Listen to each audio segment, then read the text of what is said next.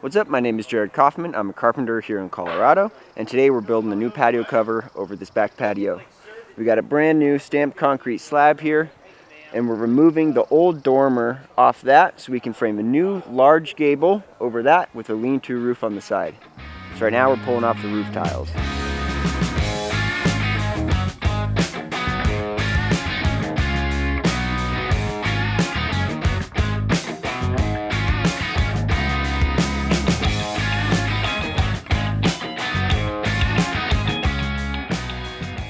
So you can see this is underneath all the old tiles. They run these sticks that the tiles sit on, and then they interlock side to side. Once you get the first row off, they really come off pretty easily. So all the tiles that removed undamaged, we're stacking over here, nicely to be reused, and all the damaged pieces are getting chucked, and we'll throw that in the dumpster. So once this comes off, we're removing the framing to get down to the original pitch.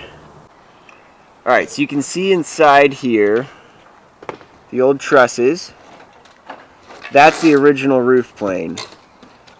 So we need to pull off the dormers above that, re-sheet over the existing roof plane so we can overframe the new patio cover onto that. So the guys are finishing pulling off the lath on the top right now, and then we're going to go and cut through the middle of each of these bays so we can pull off that sheathing with the roofing and all, or the paper and all, and then we can remove this extra framing and get new sheets on this.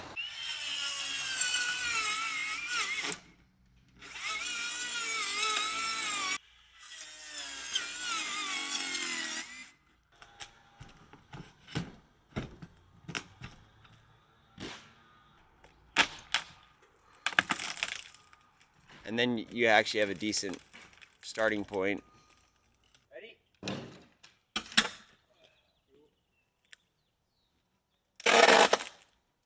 some coercion, but I think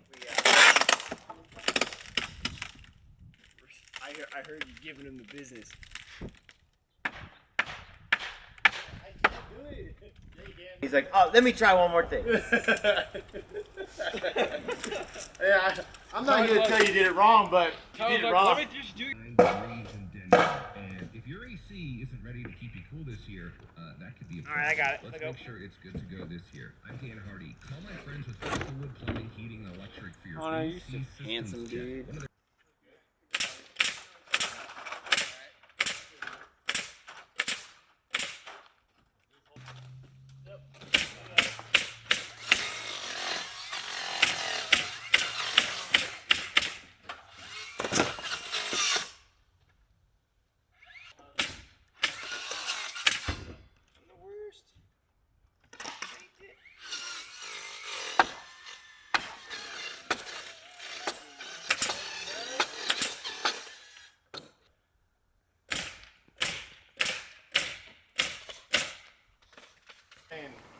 Alright, the old roof is now sheeted and ready for the roofers to come paper it up. You can see it's a little gloomy today, so that'll make sure it stays sealed and waterproof while we build the patio cover. Alright, roofing is down. We're now getting ready to cut to put our beams in. Our beam is sitting right on top of the framed wall plates right there. That's what Derek is cutting out to expose. So we're going to calculate our length from there to our length on the floor, which is right here around Connor's feet. We'll cut our beams, get them installed after we put our posts in. But the first thing we'll do is lay out our posts in line with where those go. Set our bases, cut our posts to the correct height, and then we can set some really heavy beams. Alright, so to help lay out this where it goes to keep it square to the building, what I did is I punched in the length of the roof, and then the width of it, and then I hit diagonal, and that basically, once I mark my ends on the house and my width away from it, I can pull this dimension diagonally, and where those intersect, that is where it'll be square. So my number is 31'4" and 3/16. Our diagonal is 31'4" and 3/16. And that's to the outside corner? So how we're going to determine the length of our LVLs is I'm going to pull an arbitrary number from the end here, like 16 feet. Maybe I'll go 17 feet this time. I'm going to lock it right there. I'll put my laser on that, and then you can hold your 3.5 bearing, and then we'll see. Oh, where our inside mark is? We'll add that to this and see where that puts us. To that laser, we're just going to add 17 feet. 25 and a 16th. Okay, so 2 foot 1, so 19 foot 1 and a 16th minus a ½ inch. Yeah. Let's check this post height, and then I'll shoot the laser over to it. -3? Yep, 1 of 4 1/4. Is our length. Yeah. Heck yeah, dude.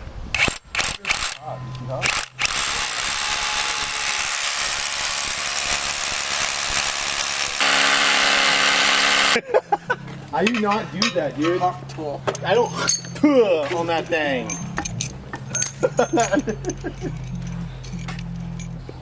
Get on that thing. I gotta figure out where I'm gonna put for my pager and let her know that, hey, no, get an oscillating saw, dude. That'll do it right there.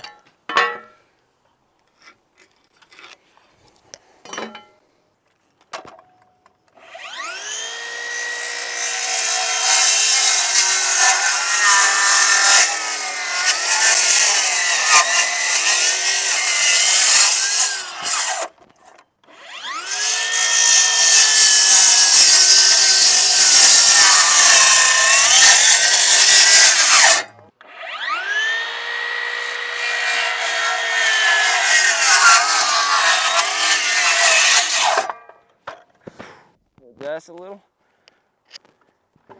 One more.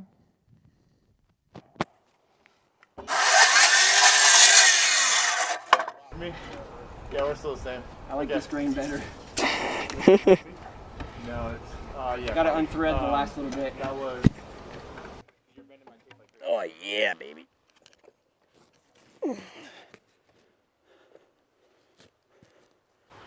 So now, with our first post set, we're ready to put up our LVL. From the floor, we'll lift it up onto the wall. No, Jared, other way. Roll it this way. Yep, that's the way we want it. You ground it. I'm just joking. No, we're going for orienting the cup inside.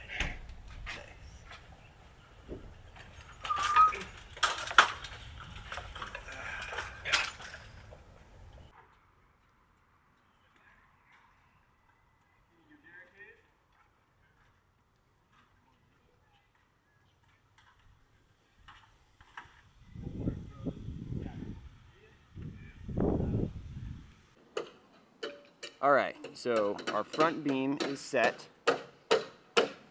We're doing 4 plies on these. So what is happening next, you can see we're filling that out. So we're gonna run 3 more plies each direction. 1, 2, 3, 1, 2, 3 this way. And those corners are going to overlap. So what an overlapped corner is gonna look like, I call it herringbone. It's a flooring pattern usually. There's 1 ply each way, 2 ply each way, 3 ply each way, 4 ply each way. And every single one of these connections will be able to get nails through it. Nails through here, nails through here, nails through here, all the way up that. And these beams will be stitched together. It's basically the best corner connection you can do for multi-ply beams on a corner. And here's our next beam now.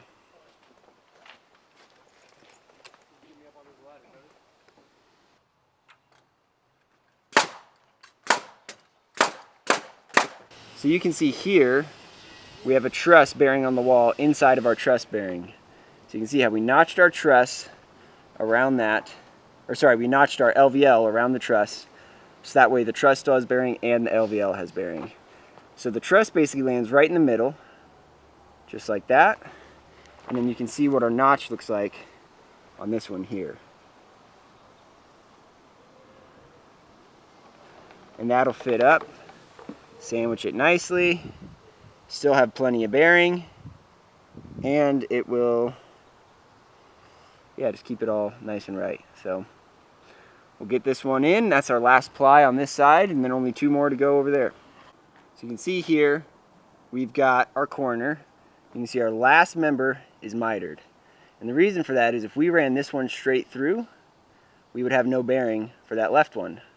So our very inside member, we mitered all the way around, our 4th ply, just to get the best bearing that we can all around. And we still have the lacing or herringbone, whatever you want to call it, on the outsides. That'll get us really nice and locked together.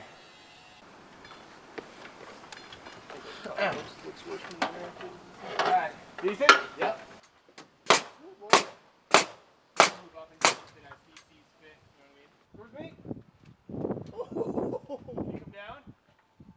It's just, oh. Dude. Seen better. Woo! Certainly seen better. We can go tighter to you if we need to. Absolutely. I would love nothing more. Oh yeah. All right, so here is all of our beams set. And here you can see our corner pattern. I'll see if I can get my shadow out of it. So we've got our triple herringbone into the miter on the inside. Same pattern all the way through. Looks pretty good. Next step is calculate our rafters and figure out our ridge height. We decided to drop our pitch to a 512 because if we ran at a 612, we would come up above the chimney and then we would have to extend that. But if we switch to a 512, we'll be just below, about in line with that top course of brick. So we got our first template rafter cut at a 512, both sides.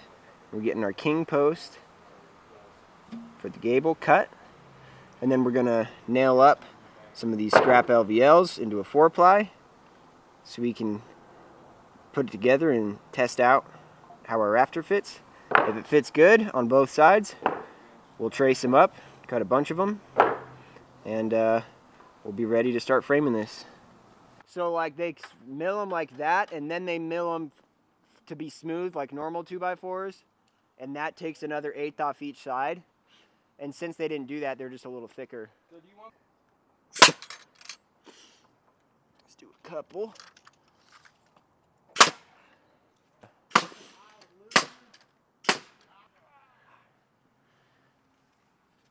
Oh, and of course I got the 45 on that thing. Got it?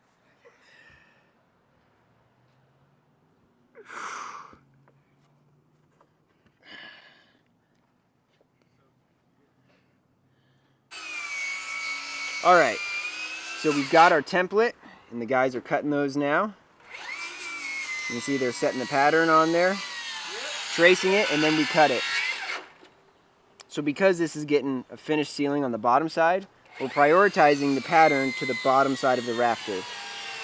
And there may be some variance on the top side, but inside the roof sheets and the tiles on the roof, that won't matter at all. But our finished ceiling will be nice and flat and smooth.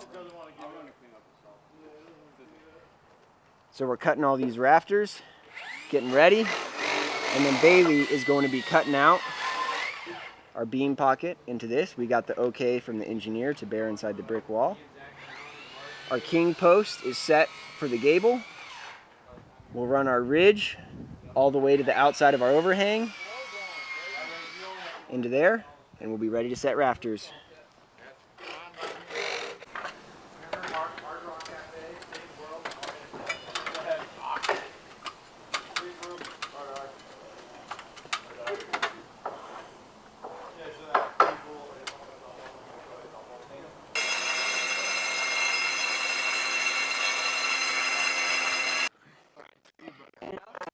Yeah, I'm ready to go up whenever you are, Jared.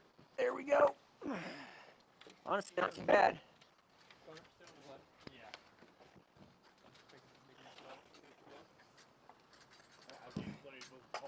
Hallelujah.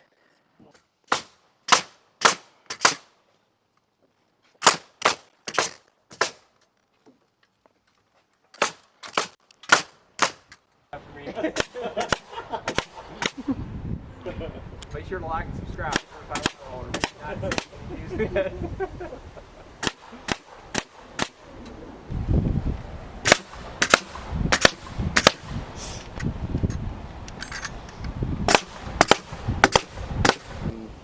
But you might follow up with him and maybe he has heard something back, or yeah, I'm not sure. But yeah, I'm sorry it's been such a pain, but yeah.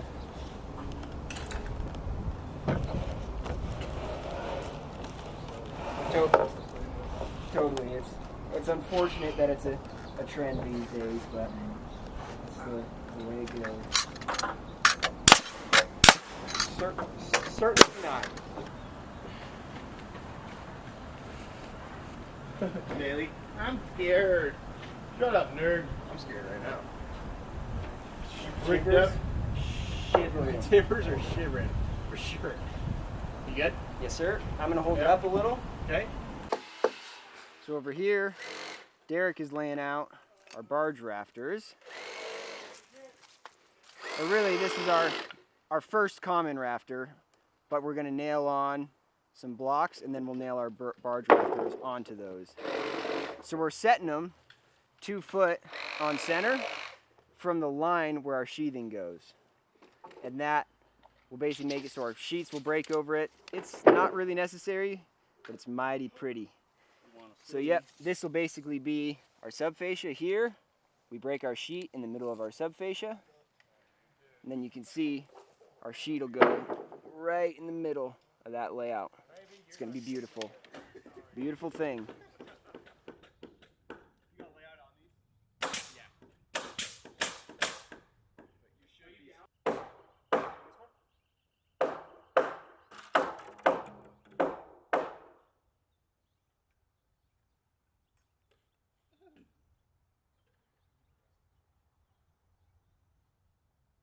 Rough on duck fur, or what is it? Yeah.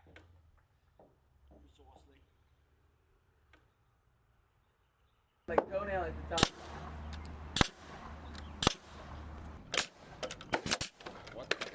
What the Sigma?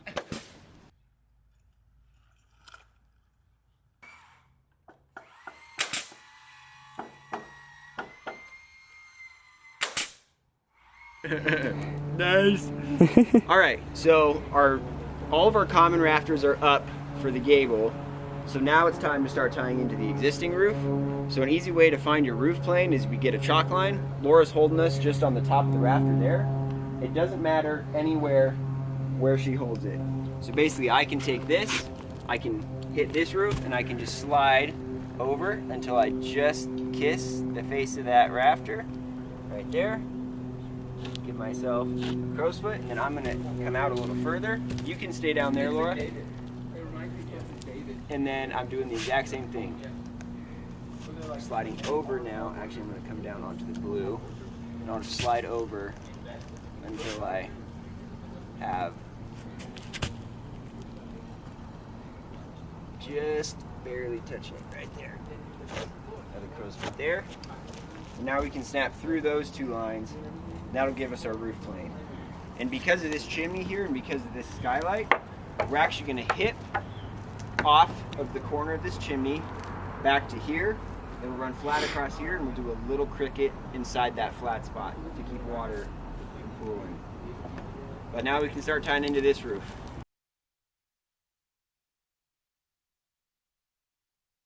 Thank you, sir.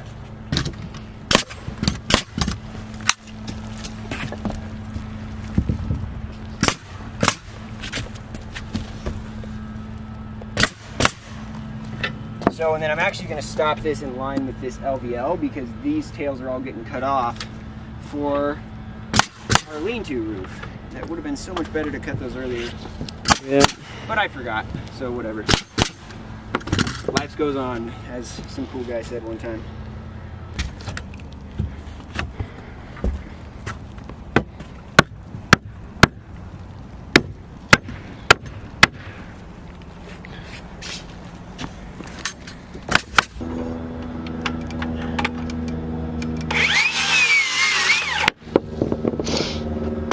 I changed my mind. I actually am going to still run it long. Yeah, run it over, cut it. Yeah.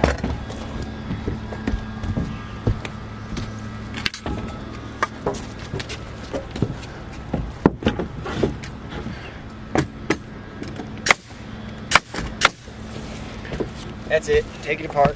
Redo it. Save yourself from pulling out of tape.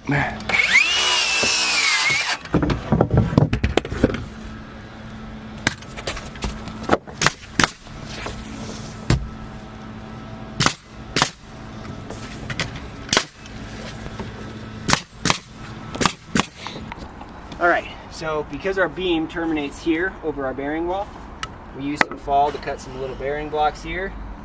So our wall line will continue inside. I think we have like one rafter that ends up landing on this. As you can see, its tail will still hit the sleeper.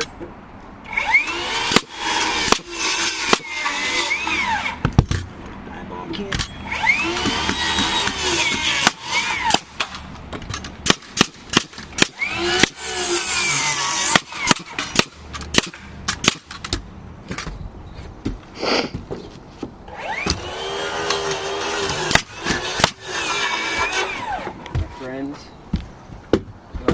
Perfect enough.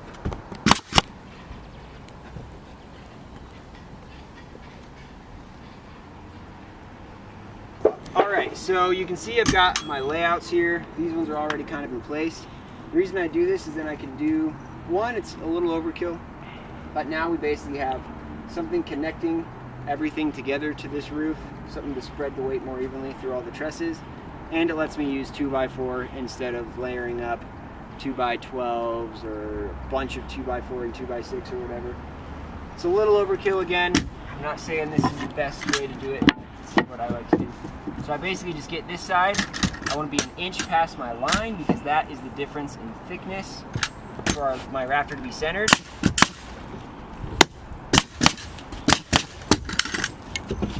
just run down the whole thing. And I'm really only prioritizing the side with layout. I am going to shrink this one a little bit. See that saw, Josh? Yep. What I did.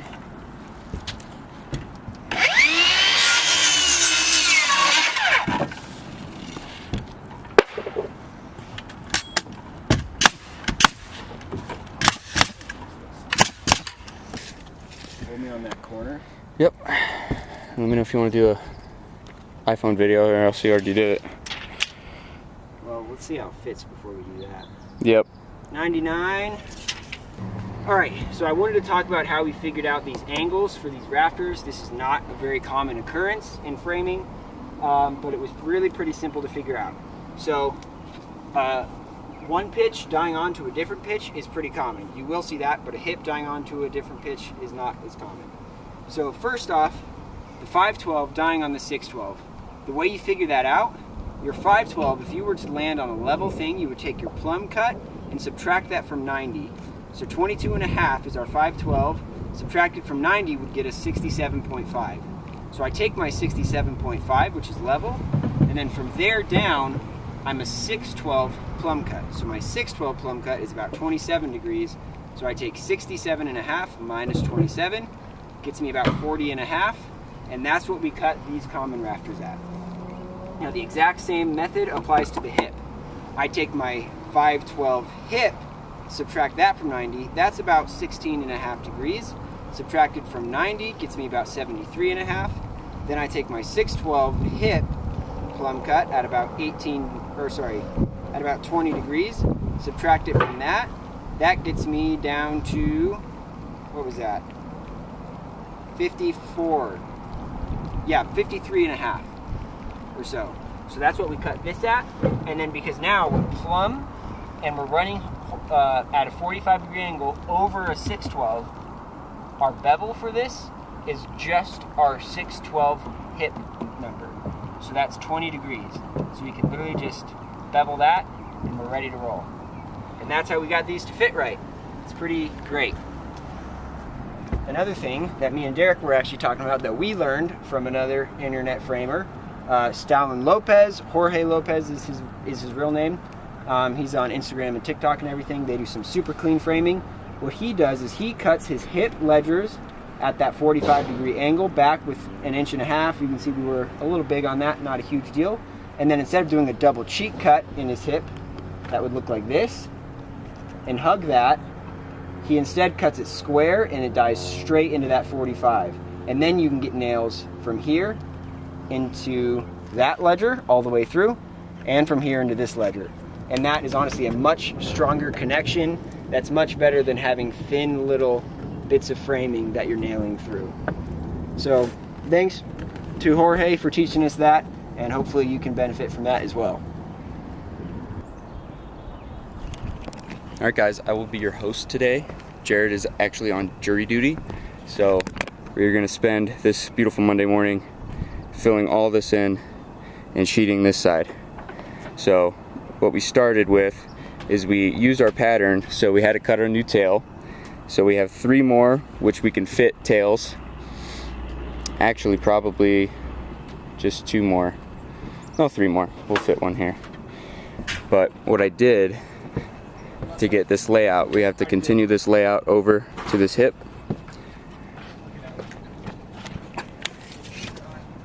So all you do is pull from that rafter that we pulled down there, that's on layout, because this one is off layout, so we want to make sure we don't pull from there, and get our layout on this ridge, and then just keep going down parallel to get it right on the hip. Okay, so I am hooked on that nail on my long point, and I'll go down to our layout right here.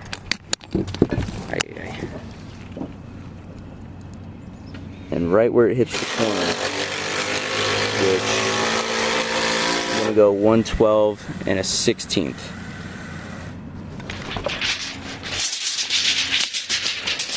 So since Derek gave me the number from top of ledger, I'm able to pull down, give me top of ledger to end of bird's mouth, which was 115 1/4.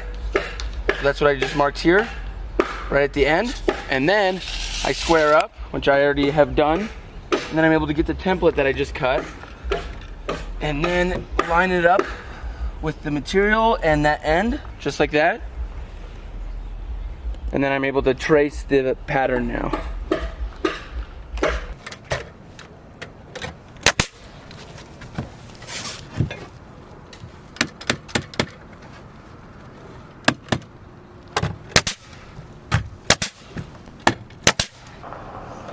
White center, but we're taking her.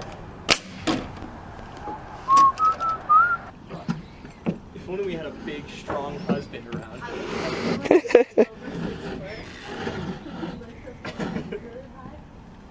Wait for it. And I was like, okay, I'll do the next. Josh is running it, but I want to kind of show you guys how the sheets kind of plane out with our original snap line that we snapped. And we'll put this little finisher right in there, right there.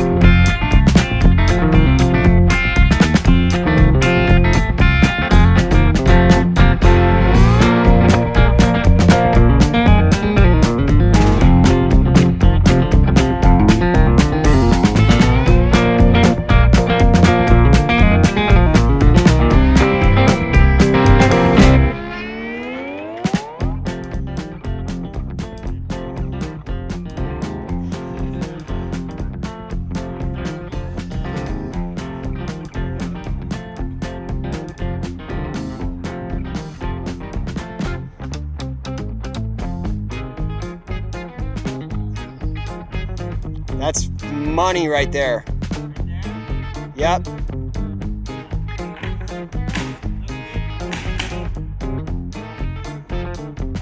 Dude, you're so red.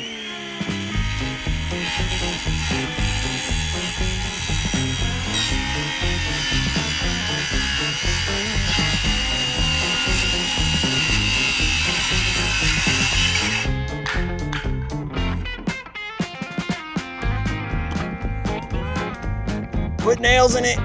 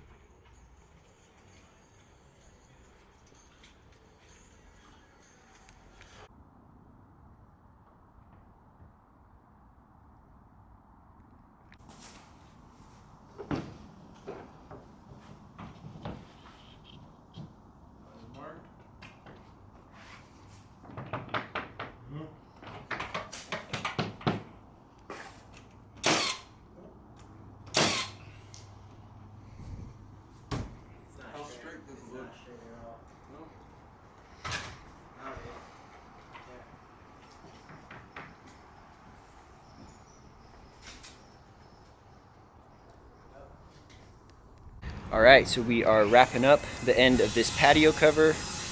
I know I tend to kind of fall off the whole instructional part towards the end of videos. It's just we get caught up in the project and getting it done.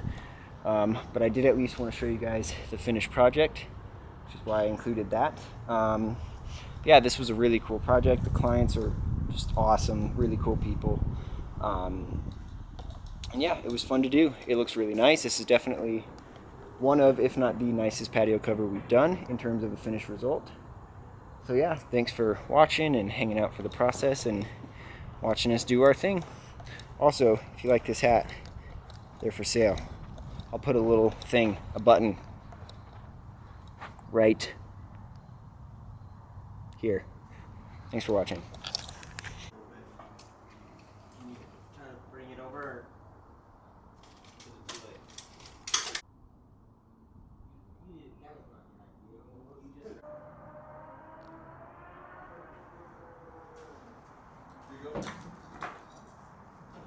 That width. This way?